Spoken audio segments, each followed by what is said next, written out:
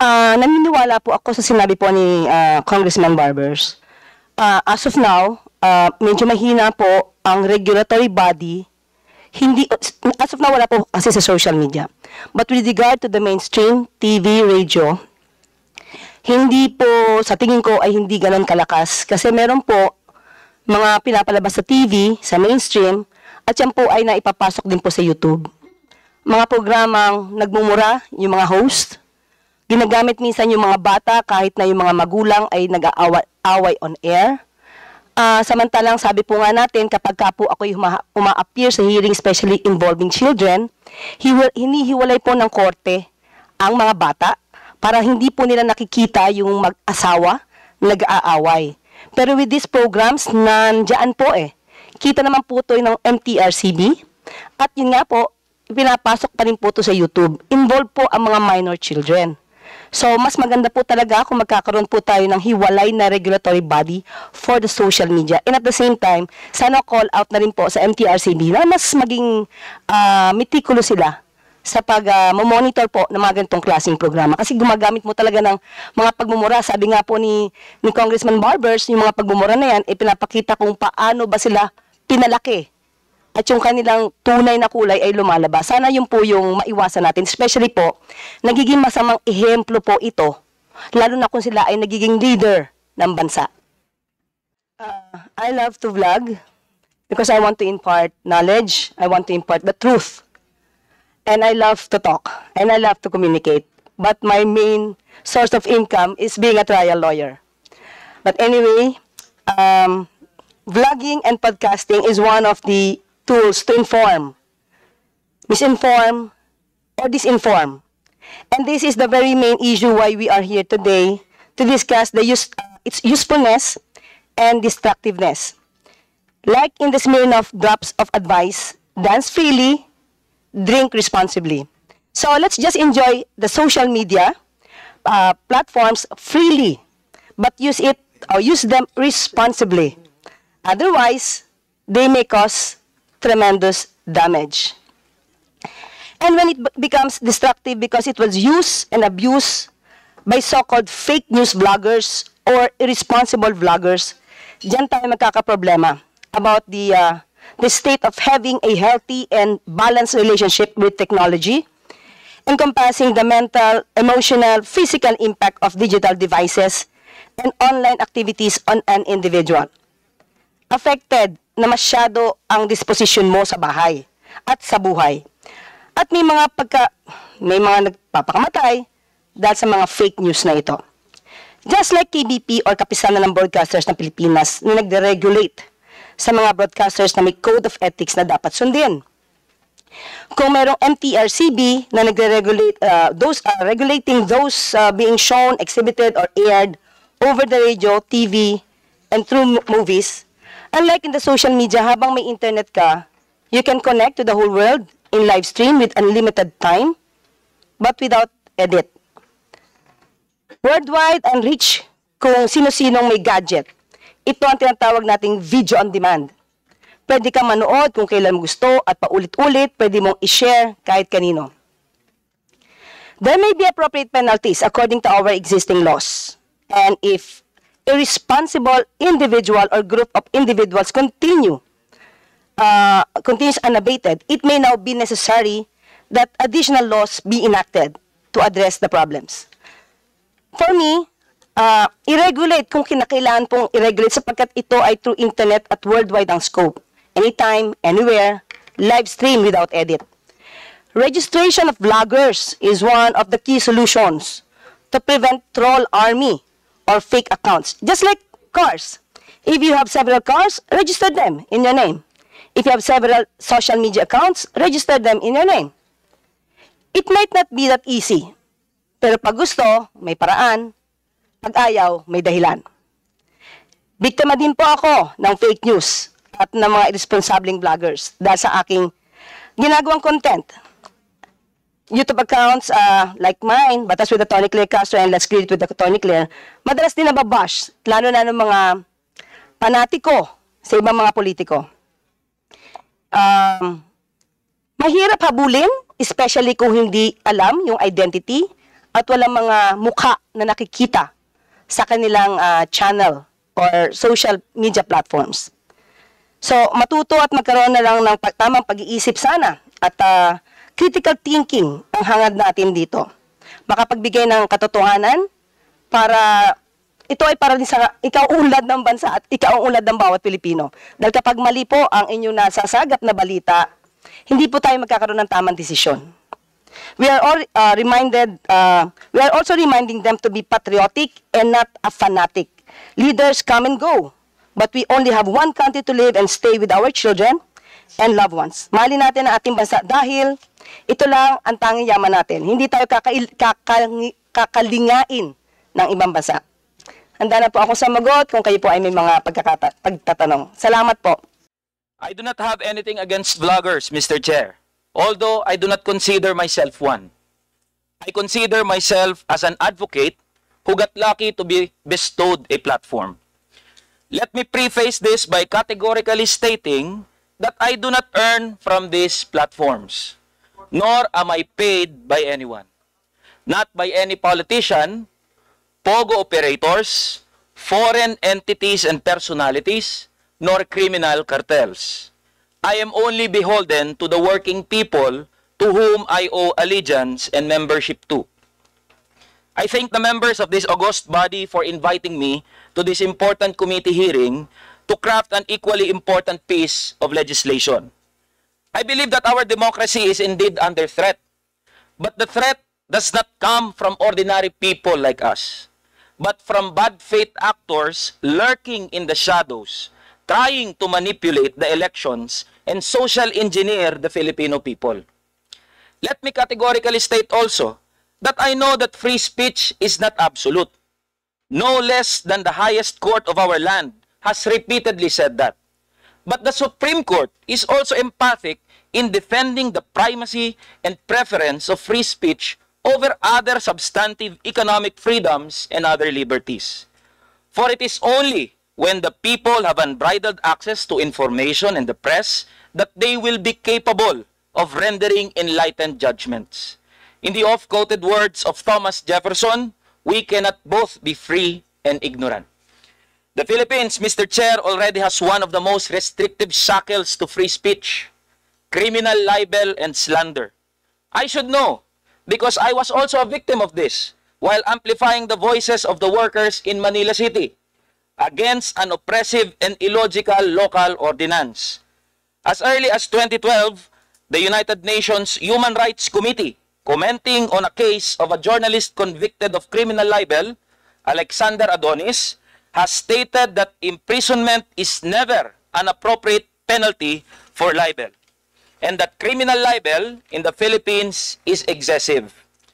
Also, as a signatory to the International Covenant for Civil and Political Rights, the Philippines needs to honor its commitment to freedom of expression and free speech by decriminalizing libel. In 2023, no less than the Speaker Martin Romualdez has signified his intention to the media to decriminalize libel as a way to declog our jails. It is therefore clear, Mr. Chair, that the threat to democracy comes not from more speech, but the dangers attached to exercising it. Ordinary people, Mr. Chair, are scared to speak up because of criminal libel. That is why they create parasocial relationships with social media personalities who apparently exemplify and are able to exercise this freedom. Vloggers are a way for the muffled masses to express what they cannot publicly express, which creates a cathartic release for their frustrations and disappointments to our social order. This would somewhat explain, Mr. Chair, the rise of the Dutertes and the Tulfos, because they are polyglots who speak the language of the masses. They have harnessed the frustrations of the ordinary folk and have become beacons for people demanding swift justice, however twisted their brand of justice might be to other people. This does not in any way mean to say that everything in social media is good. Troll farms, fake news, paid and faceless bloggers and vloggers, and artificial intelligence, deepfakes, are just tip of the iceberg. A deeper dive at what experts term as inauthentic behaviors are bad actors and political opportunists. And yes, Mr. Chair, politicians trying to cash in at the ignorance of our fellow Filipinos and at the expense of our democracy. This is what this committee should look into, and not ordinary people who are only exercising their free speech. However unpalatable, uncouth, or irreverent their speech might be. As representatives of the people, this Congress should be the bulwark of our much cherished freedoms as foundations of our democracy. To end, Mr. Chair, I subscribe to the quote often ascribed to Voltaire, that I may disapprove of what you say, but I will defend to the death your right to say it. Thank you, Mr. Chair, for giving me time to speak. Thank you, Mr. Chair. I think I've said enough during our first hearing. I'd be more than willing to sit in a technical working group to craft possible code of ethics. Ang magiging problema lamang po niyan is yung policing the rank may be a very hard thing to come by simply because the World Wide Web is so big. There was an exchange a while ago about MTRCB and KBP. First point is the Internet of Things is different from your TV, radio, and print. That's why it cannot be a rating body like MTRCB or a self-policing body like KBP. It cannot be part of broadcast because of the nature of Internet of Things. What can be done is probably a resolution embodying code of conduct for content creators. The technology you cannot regulate because it is something out there. And the fact that the offices are in another country, the servers are in another country, but the point raised by Attorney Gonzales on the Internet Transaction Act and the VAT on digital platforms are worth considering and reviewing in crafting a code of conduct. Thank you, Mr. Chair. Thank you, ma'am. Next, we go to Mr. Del Rosario. Good morning po, Chair. Siguro po ang share ko lang po is kasi ang nakikita kong problem po, kanina na-mention ko kay Congressman Barbers, yung communication kasi, ang fake news kasi nagmumula yan kapag walang enough or convenient communication. For example, ako, I only rely on the news that I'm getting from mainstream media, from mga bloggers. So kung yung nakikita ko online on my timeline, nakikita ko napapanood sa TV and radio. So, siguro kanina, for example, I asked around, paano ba magkaroon ng access dito sa House of Representatives? Paano po makasama na ma-invite as part of the media? Ganon. So, na-mention ko kay Congressman Barber, sabi ko, I've tried replying to the email, yung mga email po na nag-invite sa akin dito, pero walang sumasagot. So, twice na po ako nag-email, nag-reply ako, pero walang answer. So, kaya nga I appreciate na binigyan ako ni Congressman Barbers ng email address para direct na sa kanya. So, siguro, ganun nga po. Ang nagmumula po kasi yung fake news kapag kulang yung information na nakukuha namin. So, ang nangyayari, kasi po ang balita, ang nilalabas po namin, sometimes, unahan po yan eh. Kapag kayo ang nauna, kayo ang babasahin, syempre, kayo ang papanoorin. Pero pag kayo nahuli, kung napanood na nila o nabasa na nila from another media, wala ka na. Hindi ka na babasahin, hindi ka na pupunta ng iyong followers dahil nabasa o napanood na nila. So, kung gawin nyo ng mas magandang communication channel, so every time kasi ang ginagawa ko ganon. For example, pag meron kaming problem with sa LGU ng Pasig, taga Pasig po kasi ako, so I communicate directly with the VP, the mayor, and binibigyan naman nila ako ng access para mas madali ko sila makontak. So, ganun din po sa mga government officials kasi, for example, I get invitation from government agencies. Na-invite po ako sa DOST, DOT, DepEd. So, pag may mga events sila, may mga press releases sila, we get it. Pero yung hindi naman po lahat, hindi po lahat nagbibigay ng ganong convenience na magbigay ng information sa amin para we can properly disseminate yung mga information na tama. And it's not very easy to, for example, meron kaming tanong, ang hirap, walang sumasagot po eh. So, wala kaming choice kundi maglabas ng news na kahit incomplete. So, yung nga po yung sanang gusto ko i-share na mas maganda, bigyan niya po ng open communication, mas magandang communication channel. Yun lang po.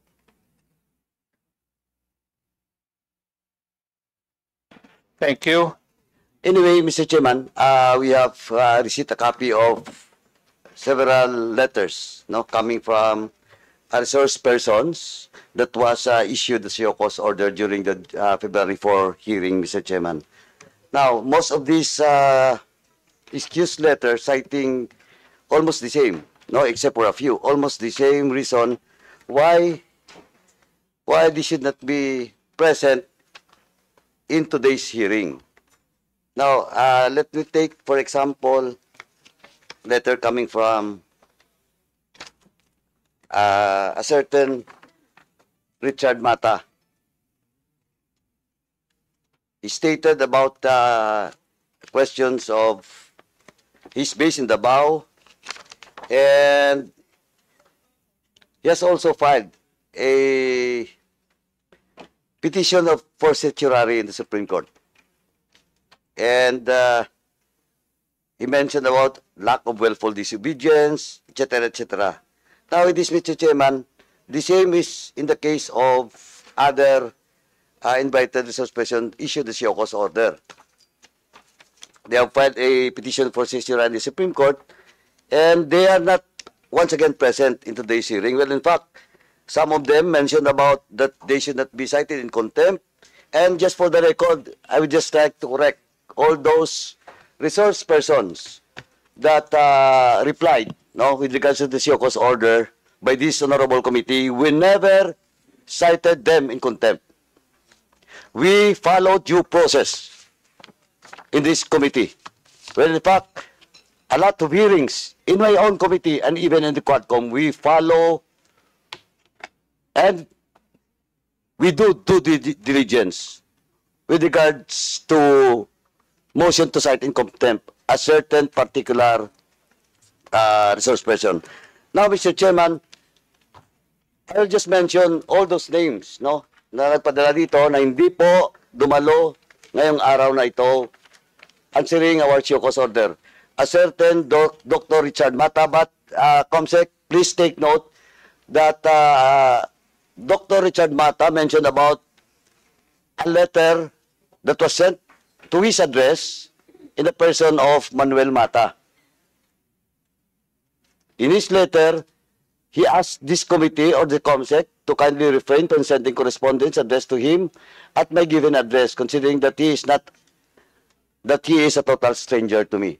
So, ito pong a certain Manuel Mata, if he is invited, hindi po naka-address dapat kay Dr. Richard Mata. But then, Dr. Richard Mata is absent, no, in today's hearing. Second po, the letter coming from Ethel Pineda. The same po. And let me read, may I respectfully inform the committee that a petition for certiorari and restraining order have been filed before the Supreme Court. This legal action pertains to inquiry that I was unable to attend. Concerning this, I shall await guidance from the Supreme Court on the appropriate next steps. The same is true with Elizabeth Jo Cruz. Aaron Peña.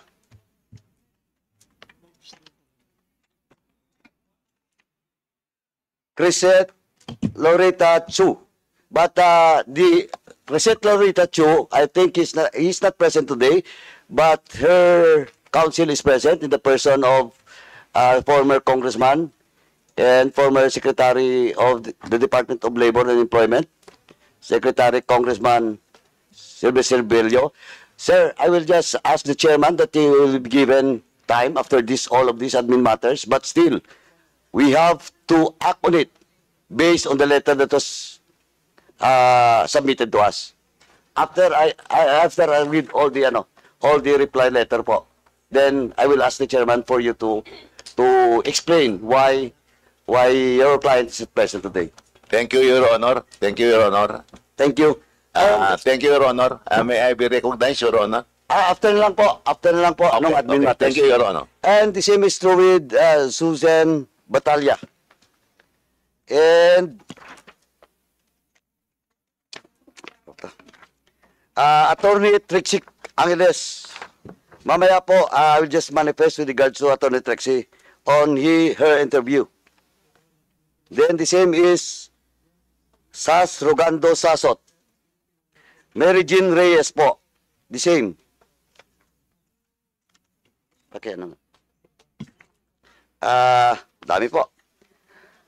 Doon po kay Mark Anthony de la Cruz Lopez. Now, Mr. Chairman, with all those reply coming from those resource persons mentioned, issued with the show cause order, Mr. Chairman, may I respectfully move that we issue a subpoena ad testificandum for all those mentioned names that has officially received a copy of such show cause order. So move, Mr. Chairman. There's a motion to issue subpoena to all those mentioned by the Honorable Paduano for not attending and answering the show cause order issued by the three committees. Duly seconded. Do I hear any objection from the members? Hearing none, the motion is carried. Thank you, Mr. Chairman. Same is true with... Your Honor, may I now be recognized, Your Honor? Sandali po. Sir, hindi pa ako tapos. Okay. Same is true with Ms. Badoy and Mr. Eric Celes, Mr. Chairman. They have not replied to the show cause order issued to them. So, I respectfully move once again, Mr. Chairman, to issue a subpoena ad testificandum to the mentioned name, Mr. Chairman. So move. There's a motion to issue subpoena to Mr. Celis and Madam Badoy. Do I hear any objection to the motion? Hearing none, the motion is carried. Thank you, Mr. Chairman. Now, Mr. Chairman, before Mr. Chair to recognize former Secretary Bello, let me read lang, Mr. Chairman, a manifestation with regards to all those invited resource person that was issued the show cause order, and now they were issued the subpoena. First and foremost, Mr. Chairman, let me read lang question of jurisprudence with regards to inquiry in the aid of legislation. Now, Mr. Chairman, Standard Chartered Bank versus the Senate. Ito po in relation to sub judice rule. Napakalinaw po, and let me read. The mere filing of a criminal or administrative complaint before a court of quasi-judicial body should not automatically bar the conduct of legislative investigation. Otherwise, it will be extremely easy to subvert any intended inquiry by Congress through the convenient ploy of instituting a criminal or administrative complaint. Surely the exercise of sovereign legislative authority, of which the power of legislative inquiry is an essential component, cannot be made subordinate to a criminal or administrative investigation. And in this case, Mr. Chairman, the letter answer to the show cause order issued to all those resource person that was ordered for a subpoena ad testificandum is not valid, Mr. Chairman, since Supreme Court mismo po nagsabi na it cannot be applied in inquiry in aid of legislation. And furthermore, Mr. Chairman, on Arnold Tesareno versus Neri of the Senate, let me quote, a legislative investigation in aid of legislation and court proceeding has different purposes. Magkaiba po. On one hand, courts conduct hearings or like adjudicative procedures to settle through the application of a law actual controversies arising between adverse litigants and involving demandable rights. On the other hand, inquiries in aid of legislation are an inter alia, undertaken as tools to enable the legislative body to gather information and thus legislate wisely and effectively, and to determine whether there is a need to improve existing laws or enact new or remedial legislation, albeit inquiry need not result in any potential legislation. Ongoing judicial proceedings do not preclude congressional hearings in aid of legislation. Napakalinaw po na yung excuse letter o yung letter reply ng lahat ng mga resource person that was issued the subpoena in today's hearing is not acceptable and valid po. Now, and lastly, Mr. Chairman, let me read na lang po. Let me manifest with regards to the statement being made by Attorney Trixie Angeles in social media po. Allow me to proceed, Mr. Chairman. You have the floor. Thank you, Mr. Chairman. While we acknowledge the right of Attorney Angeles to seek reprieve before the Supreme Court for an act which he believes would curtail her constitutionally granted right, clarification must be made to further justify the previous directive of this joint committee. Firstly, the joint committee issued the show cause order against Attorney Angeles not because of her non-attendance to our February 4, 2025 hearing. Hindi po dahil wala siya dito, kaya na-issuean siya ng show cause order, but because of the content of the communication that she submitted before this committee, which directly challenges our jurisdiction to conduct inquiry in aid of legislation. We have a copy po of the letter sent to us by Attorney Trixie Angeles during the first hearing and invitation po. We would like to remind Attorney Angeles that as an officer of the court and a member of the legal profession, she is bound to respect and abide by the Constitution. And under Article 6, Section 21 of the Constitution, let me cite, the House of Representatives has the power to conduct inquiries in aid of legislation. Therefore, it is imperative upon Attorney Angeles to respect and acknowledge this authority as enshrined in our Constitution. Secondly, Mr. Chairman, the Joint Committee directed the Legal Department to study and consider filing possible disbarment case against Attorney Angeles because we believe that an officer of the court, she must conduct herself as a true advocate of law rather than being the one directly promoting its defiance. It must likewise be stressed that Attorney Angeles has a propensity of violating the legal profession's code of professional responsibility. Per records, Attorney Angeles has already been suspended by the Supreme Court in 2 occasions.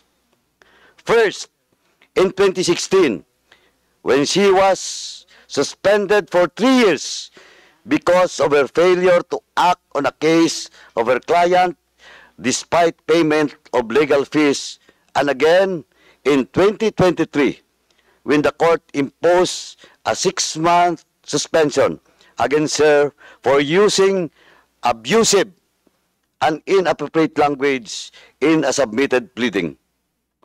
Considering the aforementioned, it is only but proper for this jurisdiction to examine whether a disbarment case should be filed against Attorney Angeles for constantly disregarding and violating the code of conduct being observed by all members of the bar. That's all, Mr. Chairman. For in the case of Attorney Trixie Cruz Angeles. Yes. Mr. Chairman, can we allow, in brief, Secretary Bello to manifest for on behalf of her client, his client? Thank you, Your Honor. Secretary Bello, you're recognized. You have the floor. Thank you very much, Your Honors. Just for the record, Your Honor, may we enter our appearance together with my partner, Attorney Jose Aspiras, as counsel for Miss Crisette Laureta Chu, Your Honors. Before coming here, Your Honor, I received a letter signed by Miss Chu addressed to the chairman, the Honorable Congressman Dan Fernandez, explaining her reason for not attending this hearing, Your Honor, because she alleges that she is not a blogger, much less a purveyor of false news or fake news.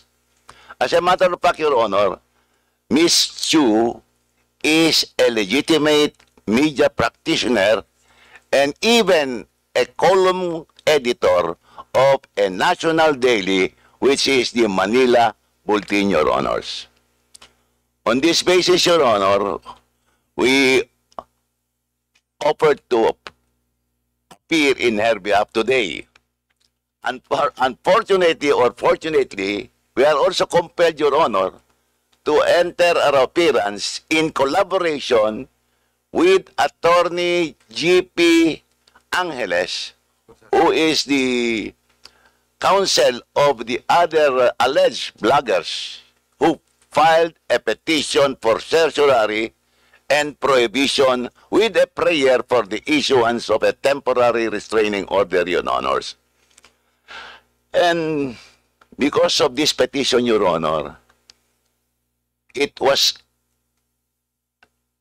our decision to advise them not to appear, because for them to appear, Your Honor, would be an abandonment of their petition filed before the Supreme Court for certiorari and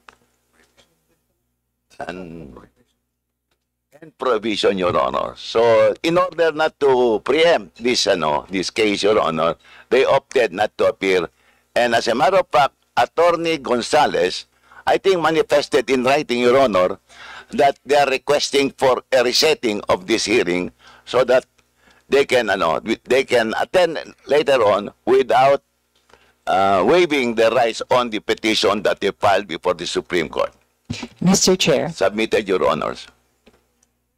Mr. Chair, may I just make an observation? Just Is that in relation yes, exactly. to the statements of Secretary Bello? You're right, Mr. Chair. Please, you have the floor. Para sa kaalaman ng lahat, napanood ko po yung interview ni Miss Crisette Laureta Chu sa television, kung saan nga sinasaad na sila ay nag-file ng petisyon sa Supreme Court. Ano po? Pero sa aking pakiwari po ay nakakadismaya na pinangungunahan nila kung ano mangyayari sa komite na ito. Napakasimple lang naman. Wala naman tahasang nagsasabi na sila ay purveyors or fake news. Wala naman nagsasabi na sila ay hindi lehitimong journalist. In fact, kinikilala po natin yan. Kung iniimbitan po siya ng House of Representatives ng komite na ito, ay ito ay sa kadahilanan gusto nating malaman ang kanilang punto de vista sa problema nga ho ng paglaganap ng fake news. Para sa akin, merong elemento ng paranoia. Pinangungunahan ninyo, sana naman lang binigyan nyo kami ng pagkakataon dahil meron din naman dito sa komite at ang aming tanging hangarin, at least I can only speak for myself and I also believe this is also the intention of my colleagues, is to find out ano ba ang problema nangyayari nito. Because ang problema ho ng fake news, hindi lang ho nakaka-apekto sa administrasyon o sa opposition, nakaka-apekto sa mga negosyo, sa mga private individuals. Nakakalungkot po, Mr. Chair, na sa puntong ito, ang mangyayari niyan, ang magiging dahilan na yung kanilang petisyon sa Supreme Court. Kumbaga, pinagtutuos ang kanilang petisyon laban sa ating kahilingan at imbitasyon na dumalo sila sa ating pagpupulong. Yun lamang po, Mr. Chair.